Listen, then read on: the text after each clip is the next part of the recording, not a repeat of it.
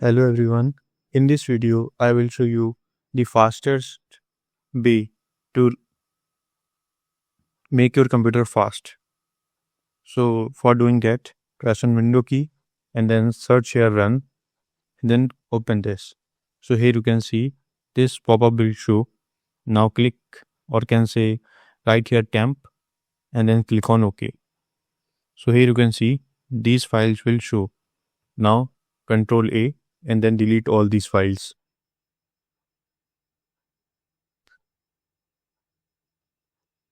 So whoever doesn't install, just skip that, and then whichever deletes, just delete that files. So after doing this, your computer becomes a little faster than it is before. So I hope this video is helpful for you. If you found this video helpful, please do like, share and subscribe, and thanks for watching.